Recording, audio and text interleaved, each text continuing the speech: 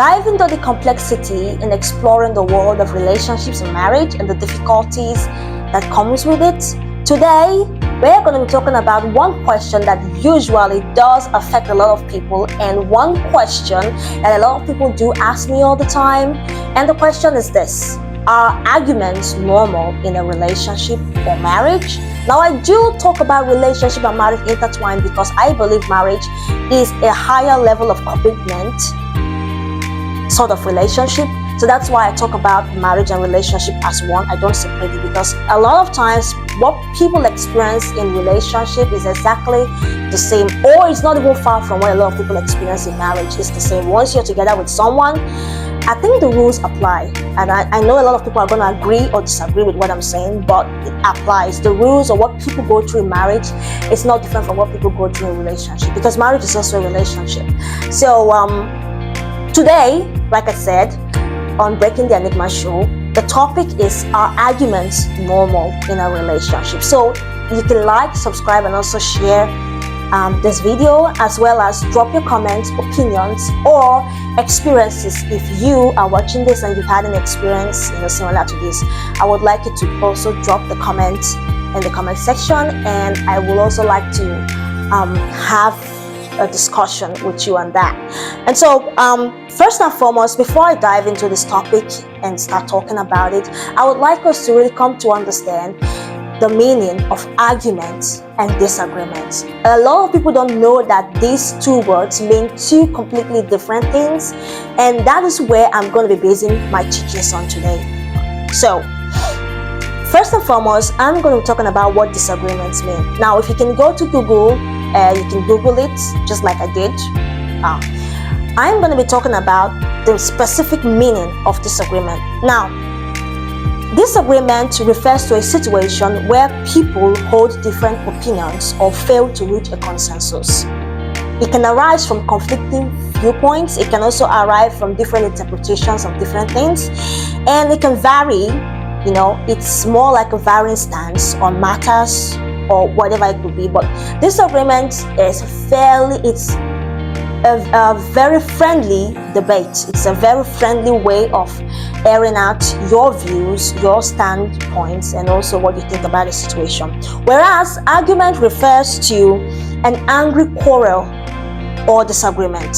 So now you can clearly see the difference between the two words. And sometimes people don't know this, but we kind of make mistakes trying to use these two words interchangeably, but they are two different things. So now that we all understand what arguments and disagreements are, I'm going to ask the question: are arguments normal in a relationship? Note that arguments is the word we're using here, it's not disagreement. So my answer to that is no.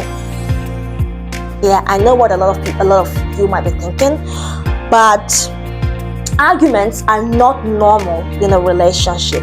Two ways to look at it. One, if arguments are happening constantly in your relationship or your marriage, it could be a sign that as a couple, you have a lot to work on. You have a lot to work on, because it is definitely not normal. But secondly, I look at it this way, that two people from two separately and completely different backgrounds coming together is a lot. It takes a lot to keep that union. It takes a lot to be together when you're from two different viewpoints, two different probably religions, two different upbringing, or two different societies.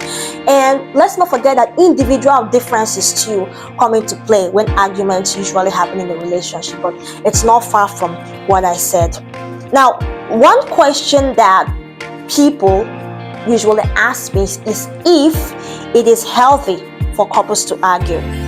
Now, arguments in a relationship, like we all know, is not healthy.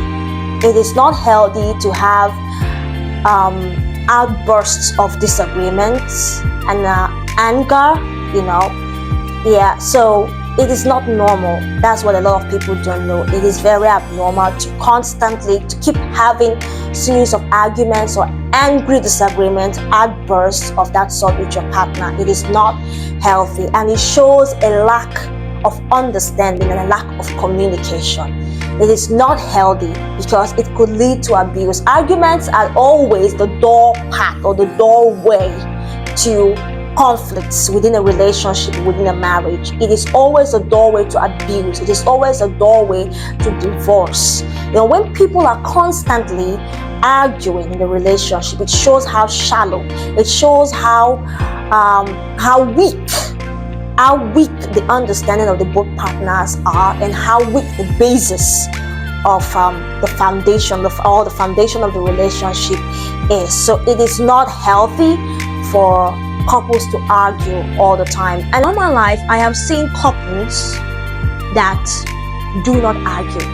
There are couples that exist. There are several couples that do not have arguments in their relationship or in their marriage. Now, some people are going to say, well, it's argument, not disagreement. Yeah, disagreement is very, very different. A lot of people can disagree. I can disagree, I can disagree with what my partner says on certain things. I can disagree with certain thought forms of my partner and all that. But when it comes to argument, when it comes to that outburst of having to exchange words and having to have anger all the time and screaming and shouting or constantly having to disagree, on something, that shows the level of misunderstanding. And we all know, like I do know for sure, that having constant disagreements just clearly shows how couples misunderstand each other. And once couples misunderstand each other, it all goes down to having a failed marriage or a failed relationship. Now, a lot of people are going to ask what the difference is between healthy disagreements and toxic arguments. It's simple.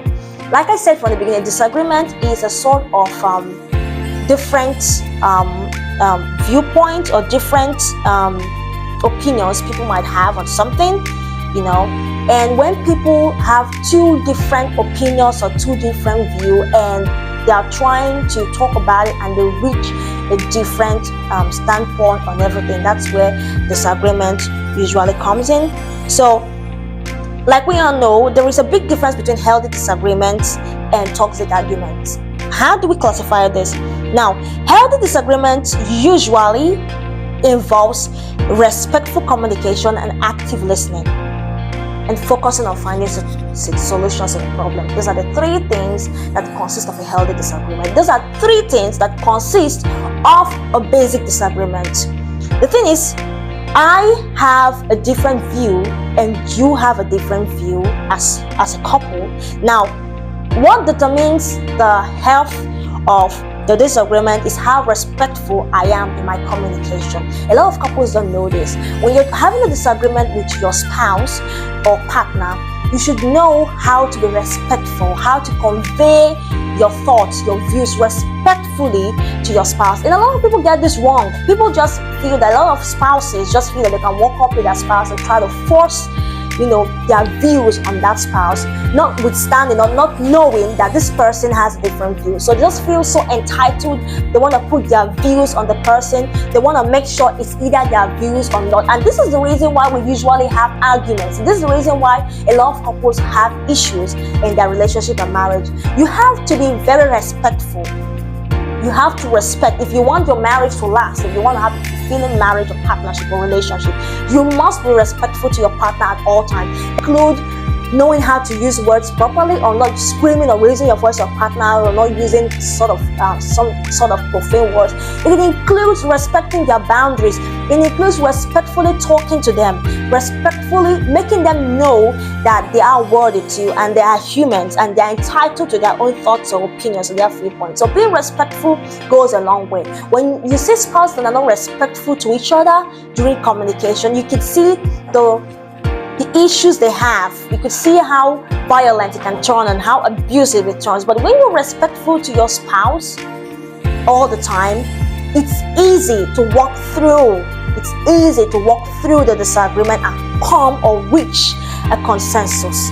So I do keep telling spouses, try to be respectful.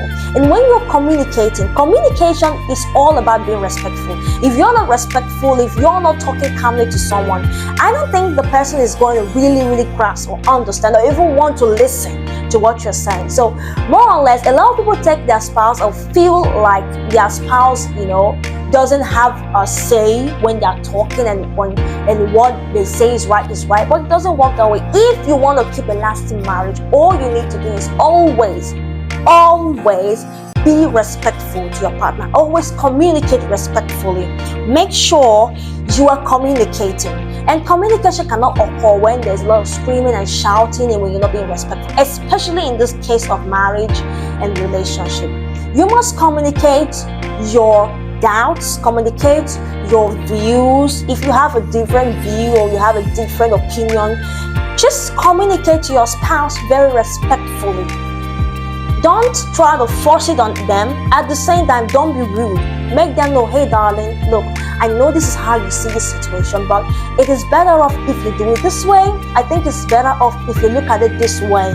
And you try to give them reasons. When you don't give people reasons why you want them to understand your opinion or why your opinion is right, make them look at you as though you're forcing. And once someone believes or sees that you're forcing your opinion and views on them, they'll feel belittled.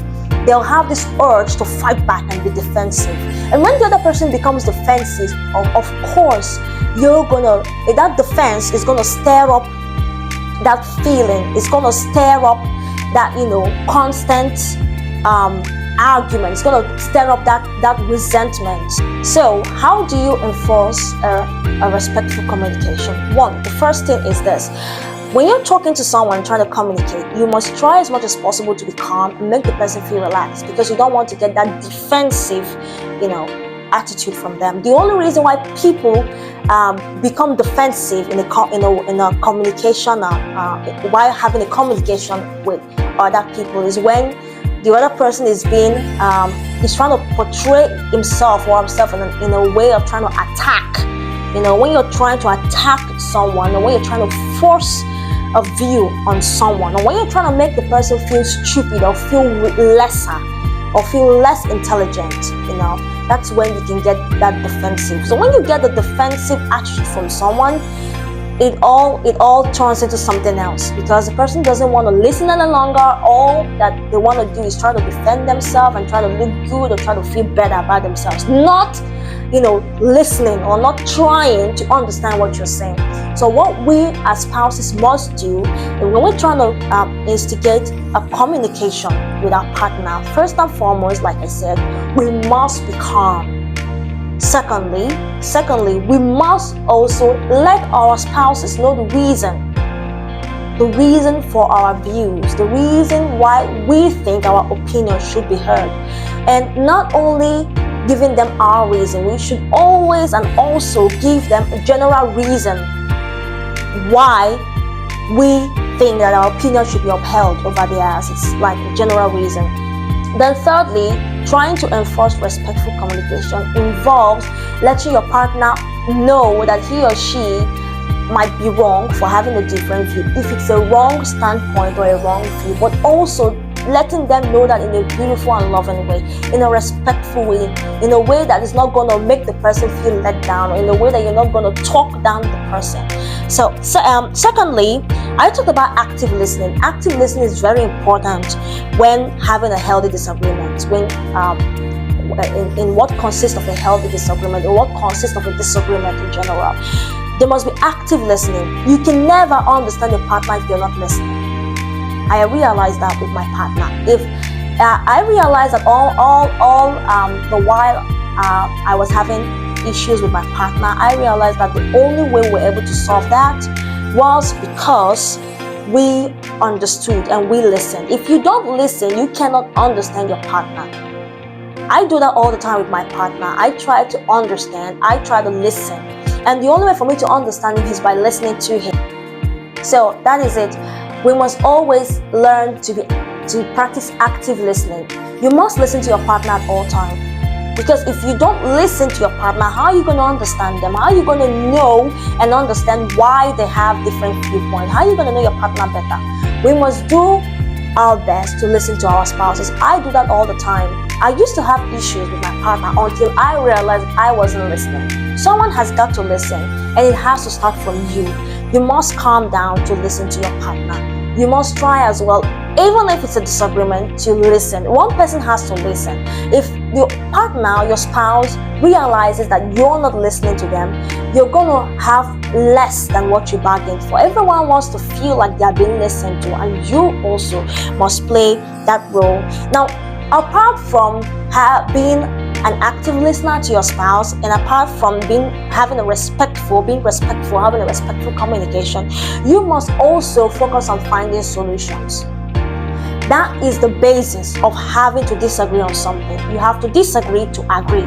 That's what everyone says. So you have to find solutions to what you're disagreeing on. If what you're disagreeing on is not going to bring forth solutions, then it's not worth disagreeing. You must disagree to agree. So if you're disagreeing on a subject and you're not finding solutions, so you're not giving solutions to your partner, then there is no point. It turns to an argument when you don't give a solution. So healthy disagreements or disagreements in general tend to go down these three paths: respectful communication and being respectful, being an active listener to your spouse, and thirdly, finding a solution. Now, talking about toxic arguments. Now, the difference between a healthy disagreement and toxic argument is quite the opposite of a healthy disagreement. Toxic arguments have to do with not being respectful, raising your voice on your partner, trying to be defensive, trying to talk down your partner, trying to attack the problem, trying to always focus on the problem, even when you're not trying to, without finding a solution. Toxic arguments have to do with arguments or disagreement escalating into exchanges, blame, and emotional damage. When you start blaming your partner instead of finding a solution, it becomes an argument, which is very, very toxic. So this is the reason why I say there's a difference between argument and disagreement. Because in arguments, you blame, you become defensive, it escalates into emotional abuse, trying to trade words and batter words. So this is the difference. So a toxic argument or an argument in general is quite the opposite of a disagreement, because in an argument you're not being respectful, you're trying to enforce your thoughts on the other person or your opinions, you're trying to not even listen. You don't even want to listen to them. So that's where it is different. Meanwhile, in a disagreement, all that is involved is great communication, respectful communication, listening to your partner at all times, and finding a solution. Now, the next question that I'm being asked is, can couples navigate disagreement without damaging their relationship? Yes, and it all comes down to communication. You must be an active listener. For you to be able to navigate disagreements without damaging your relationship, communication is the basis. Communication is everything in a relationship. When a relationship is about to end in divorce or end in separation or end in a breakup, the first thing that goes down or that goes cold is the communication between the two spouses, the couple. You must be communicating. And a couple that communicates or listens to themselves actively are couples that have better reasons for staying together. That's the couples that actually stay together longer than other couples. So you must be an active listener. You must be empathetic and also seeking a common ground to help find a resolution to what's going on. So the way couples can navigate their disagreements without damaging their relationship is being always communicating, always being respectful, having empathy and being a great listener.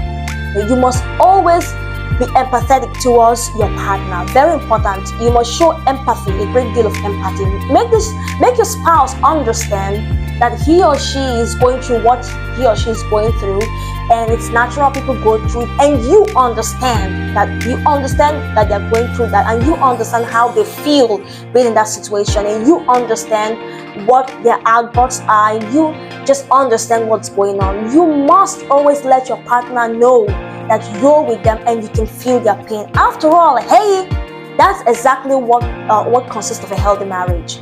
Your partner is in pain. You must let them know that you're also in pain. You must also let them know that you also feel what they feel, and you are with them at every point in the way, so that they won't feel lonely and alone. Now, are there certain topics that should be off limits during arguments? Yes. A lot of people ask me this question. Yeah, Past relationship comparison, trying to compare your partner with someone else, or trying to compare with your partner with someone's partner. Those are off limits. Those are off limits. But those issues of comparing, and bringing in past relationship experience, these things happen during an argument. It doesn't happen when there is a disagreement.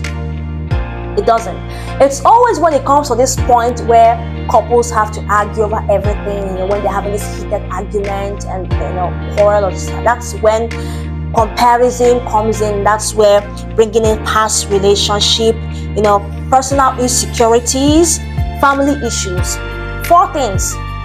When someone is insecure, you can see that when they're having an argument. When couples are having arguments, you can see that they pour out their personal insecurity. They bring in their past relationship.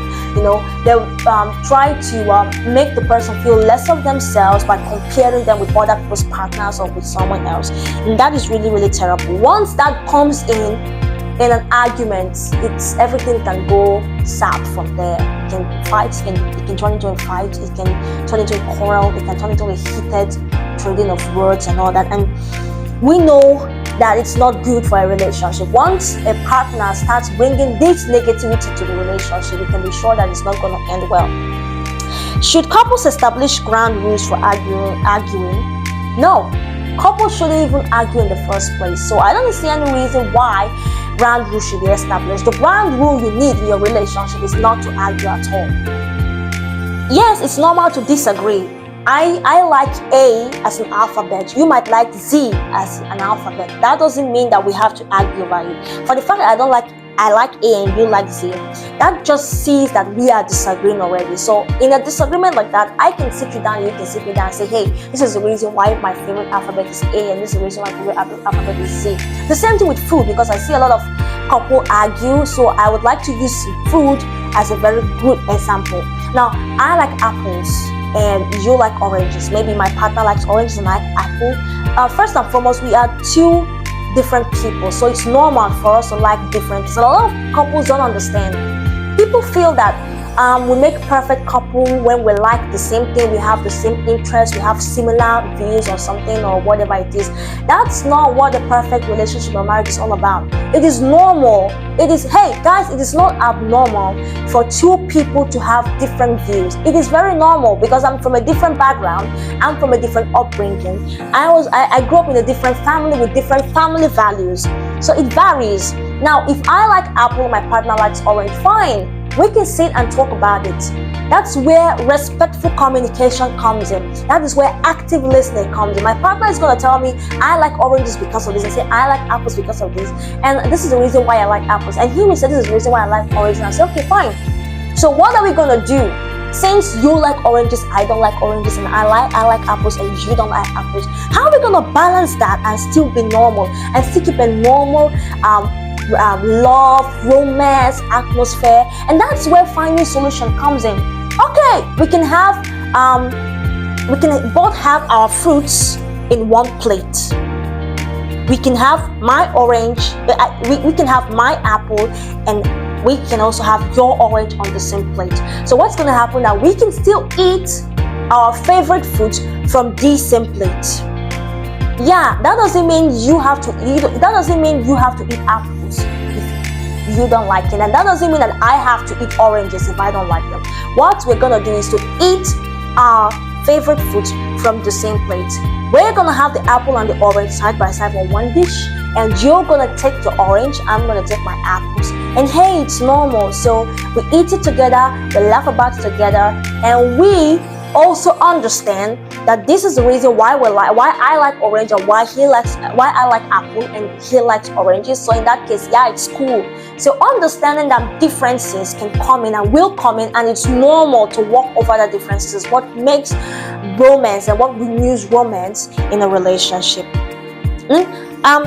Now, a lot of people do ask me if it's possible to have a relationship without arguments. Like I said, yes. There are countless relationships, countless marriages that have survived over the course of decades, 20 years, 30 years, 40 years, without having arguments. So now, from the beginning of this video up till now, you must have already understood that arguments and disagreements are two different things. So I do advise couples, it is better to address issues almost not immediately. What do I mean by that? If you and your partner just had an argument, or you're having constant arguments, and now you've come to a point where you've both agreed that, yeah, we want to make things right, we want to find a solution to our problem, I would say in a course of heated argument, it is better to give yourself time to talk about what differences you may have. So timing matters. So a lot of questions that people ask me, one of the questions they usually ask me is it better to address issues immediately or give each other space before discussing them? I'm going to say give space. Space is very important. Timing, very important, because time heals all wounds, like they say. The timing, when you give your partner time, it allows them to cool off, and go easy on the red emotions and the rage and all those things. So timing is very important. After having a heated argument, it is so wrong to talk about solutions right after the argument, because if you bring on talking about solutions right after the argument, you can make your partner feel like the argument you just had is not going anywhere. You make your partner feel like you're not listening to them, like you're being insensitive. You don't even want to understand why they're doing what they're doing in the first place. So in that case, you have to let things cool off. So how does it feel like you're trying to ride on them, or you're trying to use them, or you're not listening? So I do advise spouses, timing is important, is of essence. Allow your partner to cool off. Let them go out, let them have a cup of coffee, a bottle of beer, make sure that they could also have space and do what they love. It is better. I do usually advise couples, if you have just had an argument, please ensure that you take up to 24 hours before you talk about it. 24 hours is a long time. It's enough time to cool off on raging emotions and all that. So what impact do unresolved arguments have on long-term relationship? Breakup is the impact that unresolved arguments have on long-term relationship. When you keep having arguments and you don't talk about finding solutions to what you're arguing over, because the whole course of argument, the only way to end constant arguments in a relationship or marriage is having to talk about that very thing that arises the argument in the first place. That very thing that causes the argument must be addressed, because that is the root of everything. So if you're arguing about food, or you're arguing about a disrespectful approach as your partner, you're arguing about disrespectfulness in your marriage or whatever, you must talk about the root, which is being disrespectful. So if a relationship is going on and they're not finding solution, or you are not finding solutions to what is causing the argument, you're gonna stand a chance of having to have hatred, resentment, poor sexual performance. A lot of things can come in, and when couples have resentments towards each other, it can result in a lot, like I said, sexual reduction in sexual drive and libido. It can cause reduction in performance, emotionally, psychologically, and even communication. That's what it does. Long-term arguments in a relationship leads to break in communication. It severs the communication and emotions totally. So you see couples we are together, but they are so empty. They find out that they are so empty. So what I do advise is, make sure you always resolve your issues with your partner. Very important. Immediately an argument has happened, don't apologize over it. Yeah, apologizing is good, but don't instantly apologize without addressing the issue at hand or addressing the main cause of the argument. It's not the apologizing that matters. It's fixing things. When you tell your partner and say, hey, look, I don't like the way you talked to me the other day. What you're doing is also trying to apologize, but also addressing the issue. So now your partner knows that, hey, she talked to you or he talked to you wrongly. So what the person is going to do is to look back on themselves and say, hey, I must have did something wrong. So yeah, I'm going to fix it. Okay, I'm not going to talk to you. So it makes the person take note instantly of their shortcomings, and then apology can come in without even asking for an apology from your partner. Once you address the cause of the argument, you tell them, you say, hey, sweetheart, I don't like the way you talk to me. Instantly, the person realizes that he or she has had a shortcoming and he or she did not treat you well. So instantly, what you're going to get, the first reaction is, I'm sorry. They're just going to say, I'm sorry, effortlessly, without trying, because now the person has understood that, hey, there's something I did wrong that triggered an argument, that triggered insults, that triggered, defense and all that.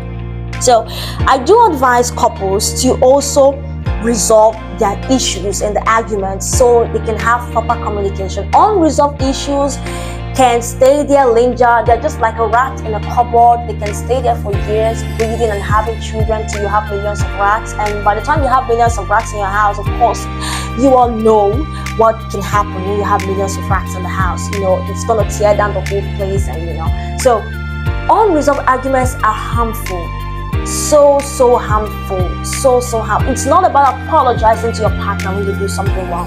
It's not about the apologies. I'm sorry, I forgive you, I'm sorry. No, you must address the cause of that argument. A perfect relationship is not a relationship that is awesome. A perfect relationship is not a relationship where everyone apologizes at every instance of offense or whatever. A perfect relationship is a relationship where everyone, the both couple, understand their weaknesses, understand their shortcomings, and work on it together and get better.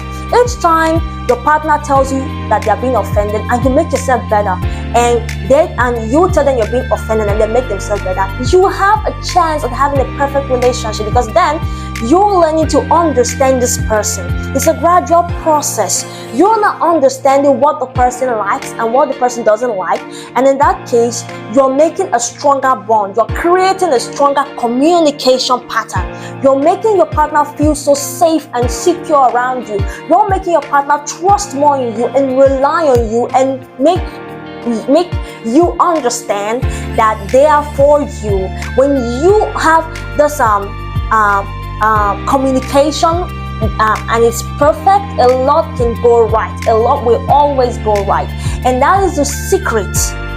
That is the secret. Proper communication, and also talking about, because communication comes in when you are ready to talk about your shortcomings, when you are ready to resolve conflicts and issues and different standpoints and different views, whatever you call it. That is where communication comes in. That is the whole basis of communication. You cannot communicate if you don't have a need, or if you don't feel the need to communicate. So when you feel the need to make things better, you can have a perfect communication. I have always seen couples who resolve their issues and their communication becomes better. It's not magic. Once you resolve that issue, and it's always making you quarrel all the time, your communication becomes better. Someone was asking me and said, oh, Aerissa Stormrage, I've seen two couples who are always arguing and fighting, but then the moment they address the cause and the reason why they're fighting, it's like they became much stronger together. They became so much bonded. They had this strong bonding, this unique love for themselves. It was as if the romance was winning. Yeah, that's what it does. When you talk about unresolved issues like this, it strengthens your bond as a couple. It makes you understand each other better. And of course, in a marriage and relationship where you understand yourselves better and there's little or no misunderstanding, you have a chance of having the highest level or the highest version of romance everyone could ever desire in their marriage or relationship. Now, a lot of people do ask me, should couples seek professional help when they can't resolve their arguments? Yes, but first and foremost, you want to seek professional help because of an unresolved argument going on in your home. First and foremost, the first person you should run to when you have argument is your partner.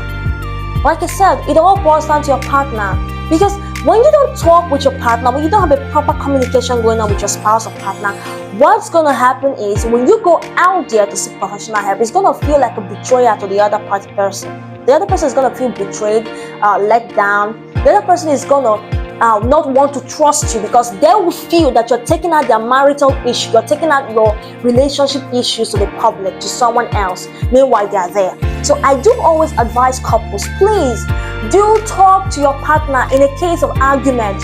Don't go seeking professional help first, because there is no how. People say, oh Aerissa, I've tried to resolve my arguments, I've tried to resolve it, it's not working out, that's why I'm going for professional help. Look, if you did take the proper steps and trying to resolve that argument with your spouse, you wouldn't even need professional help in the first place. Remember, your spouse is a human being, and of course every sane human being will react positively when they're being listened to or when you're trying to air out how you feel to them, because every person who is normal and who is complete and who is a balanced and intellectually sound or emotionally sound person would listen to you, would know what you feel. They would understand that you feel hurt. So in a case where couples constantly have to go outside to seek professional help, I always observe that the other person, the other spouse in play, is having some psychological issues or emotional issues, probably due to relationship traumas, past traumas, or disturbances, or maybe the person had a troubled life or whatever. And in that case, once the person's psychology is it's been botched, when a person's psychology is a disaster, and when the person's mental health, when the person's emotional well-being is troubled, then the other spouse is going to have to be forced to go outside seeking for professional help, because you can have a proper communication, a proper conversation with someone who is not sound mentally, emotionally, or psychologically. But if you have a spouse who is sound in these three areas, then you don't have to go outside looking for professional help first. You have to make sure that you do resolve it, because a sound person will listen to you, will understand, and will also want to be listened to. So if you've been having constant arguments and you and your partner can't sort them out, you must also find out, or try to find out, if your partner has a psychological issue, a mental issue, or an emotional issue. If you find out, because if you look well, I keep telling people that if you cannot resolve your arguments with your partner, then you should look deeper. Try to look deeper into your partner. Try to look closely at your partner. You're gonna find some sort of psychological disturbance, some sort of mental issue. You're gonna find some sort of emotional issues, unresolved emotional issues and traumas, or whatever it may be. So I do tell people, look well, look deeply. So once you find out that your partner is like that, and you can have proper communication with them, because there is something actually creating a barrier to them listening to you or understanding where you're coming from, then you can go look for professional help. So that's where marriage counselors come in, therapy, and getting the best care you can think of or you want. So that's where I advise people, go see a therapist. That's where I advise couples, go see a therapist. If you can't spot this out, or maybe you have spot this out to your partner, and you can't really tell if it's actually either an emotional issue or a psychological issue or a mental issue, you can't pinpoint which. I think that's when you have to resolve to a therapist, because that's their job. They will instantly detect which it is. So people do ask, is it normal for partners to have different conflict resolution styles? It is okay. A lot of people, have different ways they handle things. People are different, and the way they handle situations are going to be different. Some couples resolve conflicts over the dinner table. Some couples resolve conflicts after sex or during sex. Some couples resolve conflicts at a date night. Some resolve conflicts immediately after the argument. So it all depends on what your love language is as a person, and what your partner's love language is. If you can get that right, then you can find your own style, your own unique style of conflict resolution, how you're going to go about your conflict resolution. So if your love language is kisses and hugs, and your partner's love language is gifts and whatever, so what you're going to do is you're going to try to play into your partner's love language. If my love language is gifts or presents, and my partner's love language is hugs and kisses, and I am the one that offended my partner, I'm trying, or I'm not the one that, let's say I'm not the one that offended my partner, but I'm trying to reach out to my partner, I'm gonna make sure that I try to tune into his love language. So if he loves hugs and kisses, and I know that when he's being hugged or when he's being kissed, he calms down, he begins to feel more romantic, he begins to listen to me better. What I do is I leave my own love language and I go after his love language, and I make sure I hug him, I kiss him. If he likes presents, I can go out, get him a flower, get him a present, maybe whatever he wants, a watch or whatever he wants. And when I do that, in the course of doing that, since it's his love language and it's what he loves, once he sees me doing that, his heart instantly melts. That's how humans are. Your heart melts when they see that someone is doing what they love. Someone is treating them the way they love to be treated, they wish to be treated. So that's why I do say, tune into your partner's love language, and that is the way you can find a perfect conflict resolution style for your relationship or marriage. So a lot of people say, how can couples learn from their arguments and grow together? A lot of people do ask me, can couples learn from their arguments and grow together?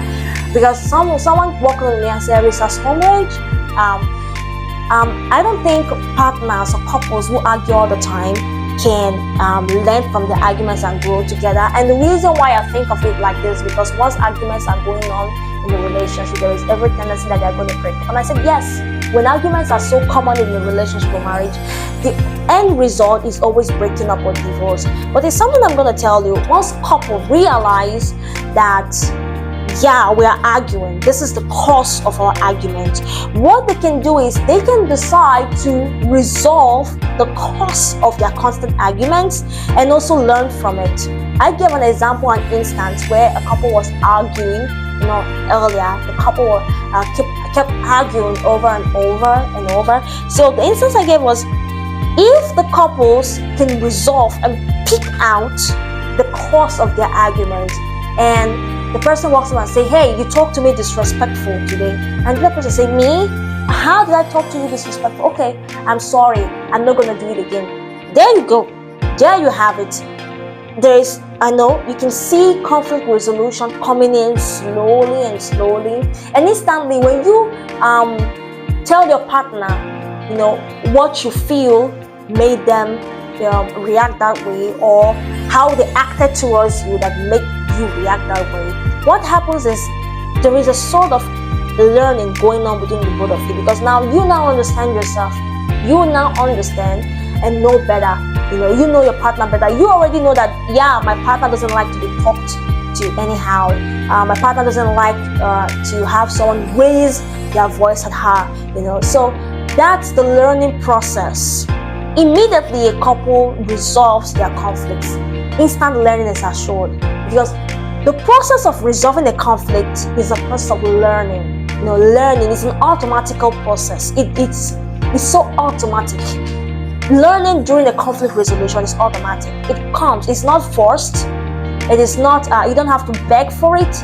It just comes, because for a conflict to be resolved, there has to be a sort of understanding and proper communication. And to do that, a lot of learning has to take place. So I do expect that if you're watching this and you are having constant arguments or disagreements, you will be able to understand the reason for that, and you can now differentiate. You can know that there's a difference between argument and disagreement. So I'm going to stop here for today. So this is the part 1. So I'm going to be talking further in the next video of this show, where I'm going to talk, throw more insights, or also answer and talk about other scenarios or questions. So please do comment, like, and subscribe to this YouTube channel. You can also follow me on Facebook, Instagram, and do keep up to date. And please, if you have opinions or contrary opinions or experiences concerning what I've talked about, please feel free to drop your comments, and I am also open to react and then reply your comments, and we can have a chat or conversation. So I would really like you guys to be part of the family, the Breaking the Enigma family. We can also talk more, and throw more light on this issue. So I'm gonna see you guys on the next show. Love and peace, and do always maintain harmony in your home.